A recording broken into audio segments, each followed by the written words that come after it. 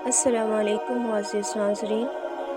حدیث پاک میں آتا ہے کہ بعد نماز عصر شیاطین سمندر پر جمع ہوتے ہیں، ابلیس کا تخت بچھتا ہے، شیاطین کی کارگزاری پیش ہوتی ہے، یعنی کہ انہوں نے پورے دن میں کیا کیا یہ پیش کرتے ہیں۔ کوئی کہتا ہے اس نے اتنی شرابیں پلائیں، کوئی کہتا ہے اس نے اتنے زنا کرائے، کسی نے کہا اس نے آج فلاں طالب علم کو پڑھنے سے باز رکھا۔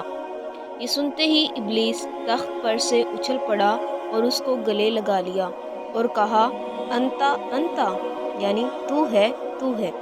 دوسرے شیاطین یہ کیفیت دیکھ کر جل گئے اور انہوں نے اتنے بڑے کام کیے، ان کو کچھ نہ کہا اور اس کو اتنی شاباش دی۔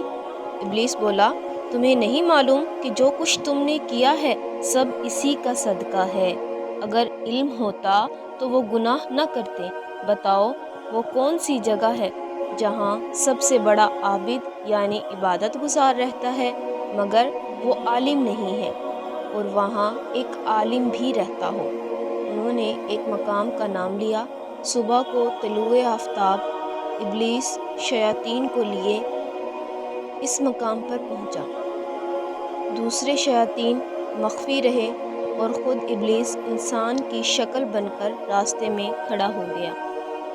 عابد صاحب تہجد کی نماز پڑھنے کے بعد فجر کے واسطے مسجد کی طرف تشریف لائے۔ راستے میں ابلیس کھڑا ہی تھا۔ ابلیس عابد سے ملا اور کہنے لگا السلام علیکم۔ عابد نے جواب دیا وعلیکم السلام۔ ابلیس بولا حضرت مجھے ایک مسئلہ پوچھنا ہے۔ عابد نے کہا جلدی پوچھو، مجھے نماز کو جانا ہے۔ اس نے اپنی جیب سے ایک شیشی نکال کر پوچھا کیا اللہ عز و جل قادر ہے کہ ان سماوات و ارض یعنی آسمان اور زمین کو اس چھوٹی سی شیشی میں داخل کر دے؟ عابد صاحب نے سوچا اور کہا کہاں آسمان اور زمین اور کہاں یہ چھوٹی سی شیشی؟ شیطان بولا بس یہی پوچھنا تھا، بس تشریف لے جائیے۔ اور شیاطین سے کہنے لگا دیکھو میں نے اس کی راہ مار دی اور اس کو اللہ کی قدرت پر ایمان ہی نہیں، عبادت کس کام کی؟ طلوع آفتاب کے قریب عالم صاحب جلدی کرتے ہوئے تشریف لائے۔ اس ابلیس نے عالم سے کہا السلام علیکم، مجھے ایک مسئلہ پوچھنا ہے۔ انہوں نے فرمایا جلدی جلدی پوچھو، نماز کا وقت ہے۔ اس نے وہی سوال کیا۔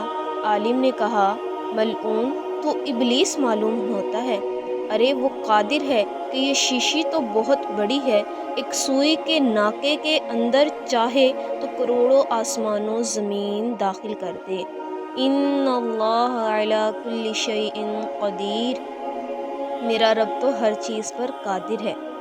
عالم صاحب کے تشریف لے جانے کے بعد ابلیس اپنے چیلوں یعنی شیاطین سے بولا دیکھو یہ علم ہی کی بدولت ہے کہ اس کو پتہ تھا اللہ ہر چیز پر قادر ہے، اس نے مجھے جواب دے دیا اور گناہ کرنے سے باز رہا۔